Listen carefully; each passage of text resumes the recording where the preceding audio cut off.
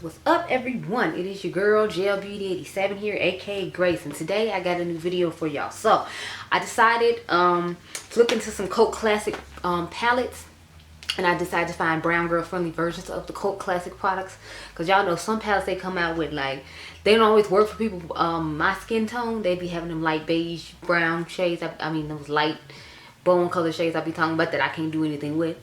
So I figured it'd be fun to go through my collection and see if I got palettes that are classics from higher end brands, that black owned brands have put their own spin on to make it work for people that my skin tone, since the majority, as you just made sure they made it work for them. So I'm trying to help you, help us, help get this together. So I figured this would be a fun video to do. So I'm gonna start off with a brand I don't really talk about anymore, based upon the war in Ukraine and what happened. If you all saw my eyeshadow palette collection video, then you know what I'm talking about. But this is the Soft Glam palette. I'm showing this just to show, I really mean this dupe to be from Modern Renaissance, but I don't own Modern Renaissance because, like I said, I didn't feel like it works necessarily for my skin tone. Not that this one does so well either, because it has like 1, 2, like 3 or 4 of those shades I was talking about that don't work for people my skin tone. So I'm just using this as representation for like the classic ABH type palettes. So Soft Glam, Modern Renaissance, these type of palettes that I feel like a lot of shades don't work in. A good majority still work, but it's like you still have like those 4, and I prefer to have a palette where all the shades work for me. So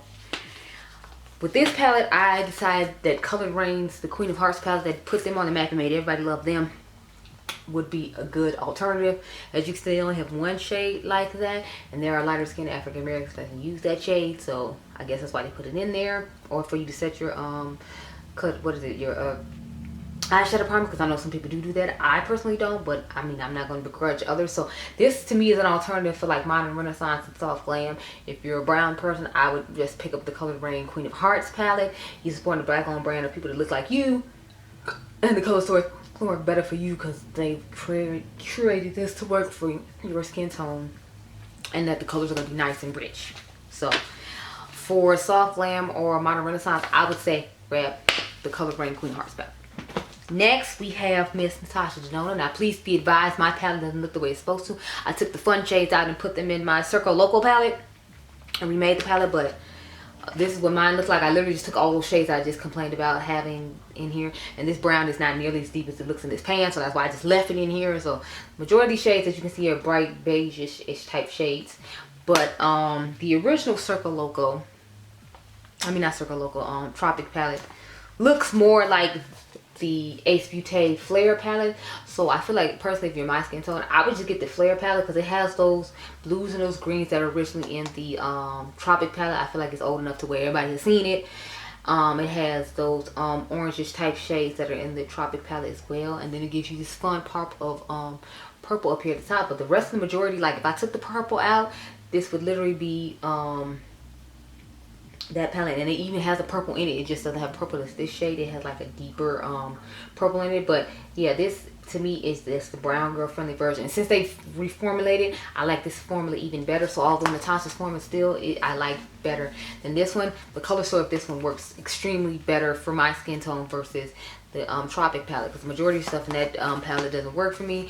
Like I said, it's an original, it's an older palette, so I'm assuming everyone has seen it, which is why I didn't put mine back in the order it was supposed to be in, and even bring my phone over to show a picture, just because it's old. I feel like we didn't need to do that. Now this one is a somewhat new one, and I didn't necessarily plan on buying it, but it ended up coming to ended up coming to Sephora, and I got a chance to pick it up, so I did. This is a Natasha Denona mini Diva palette. I know people love the original Diva palette. I'm not a person who likes neutrals, so I didn't care for that palette. I only got this to review with the I think it was like the rose cheek set that they came out with. I believe came out with this, and I just ended up buying both to review for you all. But I would say just go ahead and get the Vanessa X Juvia's Place palette, because to me this is the more brown girl friendly version of this palette, and it gives you a pop of color right here with this I think it's supposed to be a reddish burgundy-ish type pink shade. So as you can see, they're pretty much the same color story, except her colors are going to be more vibrant and pigmented, most likely for your skin tone.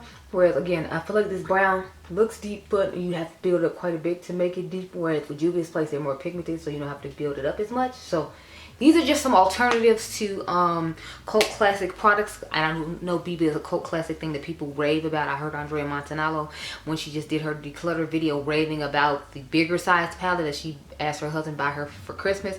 So these are just products that I know are very popular in the YouTube world, that I feel like don't always necessarily work for people my skin tone. So I wanted to make sure I gave you some alternatives to those products. So I hope you all enjoyed this video. Remember, you all are diamonds. I'll catch you guys in the next one. Be blessed, girl. Bye. Oh, by the way, I know my girl Karen Harris has a code with what is it, Ace Beauty, so you can use code Cage Makeup and you should be able to get a discount on that. It's either Cage Makeup or I think Karen 10. Don't quote me, because I think she didn't even realize she had the code with Ace Beauty, and she popped on the screen in one of her videos when she like had got some PR from them. So I believe it's Karen 10 or it's Cage Makeup.